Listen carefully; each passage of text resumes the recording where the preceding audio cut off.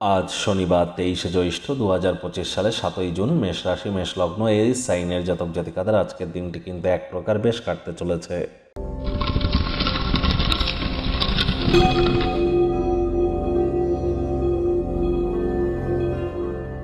ভিডিওটির শুরুতে ইসলাম দরদি ভাই বোনেদের জানাই ঈদের হার্দিক শুভেচ্ছা ও অভিনন্দন। দিনটি আপনাদের অত্যন্ত শুভ এবং মাঙ্গলিক অতিবাহিত হোক এমন কামনাই আমরা করি।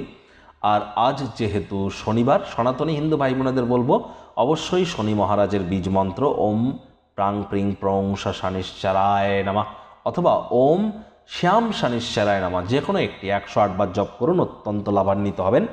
যারা দীর্ঘদিন ধরে শনির কারণে বিভিন্ন কষ্ট পাচ্ছেন, শনি মহারাজের কারণে, বুঝবেন কি করে?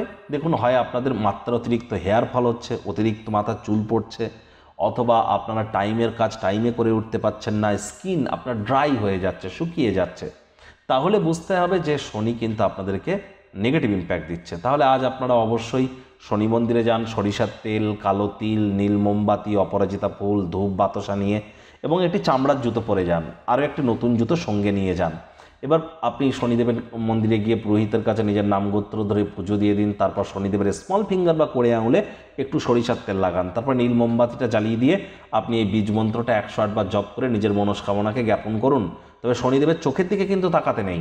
তবে বেরিয়ে আসার সময় মন্দির থেকে আপনি যে জুতো জোড়া দুটি পরে গিয়েছিলেন সে দুটি রেখে আসুন, আর নতুন যে জুতো জোড়া দুটি নিয়ে গিয়েছিলেন, জুতো জোড়া নিয়ে গিয়েছিলেন, সেটি পরে চলে আসুন। দেখবেন অবশ্যই আপনার উপরে কৃপা হবে। সরিষার তেল বেগুন যেন খাবেন না, সরিষার তেল বেগুন লবণ লোহা আজ যেন কিনবেন না, ভুলেও আজ যেন সাদা রঙের ড্রেস পরবেন না। ভাগ্যমিটার আজ আপনাদের বলছে 8/10, ভাগ্য আপনাদের অনুকূলেই থাকবে। দুর্দান্ত একটি দিন আজ আপনাদের জন্য অপেক্ষা করছে। সামনে থাকা সময় সুযোগের সদ্ব্যবহার করতে যেন বলবেন না, নিজেকে খেলাধুলোয় নিমজ্জিত রাখুন।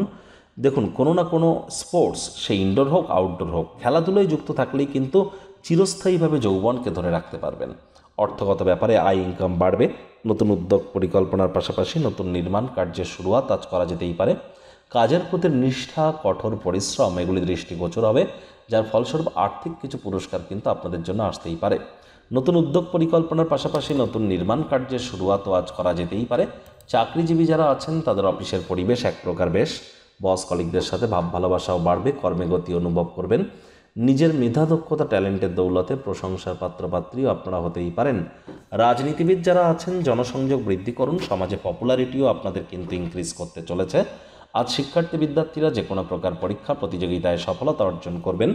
উচ্চশিক্ষার জন্য যারা বিদেশ যাত্রার কথা ভাবছিলেন, ভাগ্যদেবীও আপনাদের পক্ষেই আছেন। সন্তান সন্ততি থেকে থাকলে তারাও তাদের কৃতিত্বের দ্বারা আপনাদেরকে গর্বিত অনুভব করাবে। হাউস ওয়াইফদের জন্য দিনটি এক প্রকার বেশ।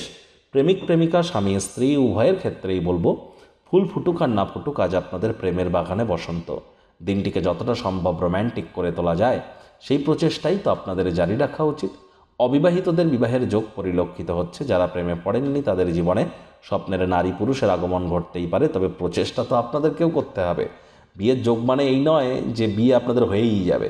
দেখুন, সকলের ক্ষেত্রে নয়, কারোর ক্ষেত্রে। এর জন্য তো ব্যক্তিগত স্তরে আপনাদের মহাদশা, অন্তর্দশা, প্রত্যন্তর্দশাও কাজ করে। আর একটি জিনিস কিন্তু মানতে হবে যে এটি ইন জেনারেল প্রেডিকশন। পৃথিবীতে যতজন মেষ রাশির জাতক জাতিকা আছেন তাদের প্রত্যেকের জন্য, আপনার জন্য কিন্তু ব্যক্তিগত নয়। গৃহের চেহারাকে উন্নত করবার জন্য কিছু দায়িত্ব আপনারা পেতে পারেন। আজ অবশ্যই যৌন চাহিদা আপনাদের একটু বাড়তে পারে। চেষ্টা করুন যতটা সম্ভব ডমিনেটিং নেচারের না হওয়া যায়।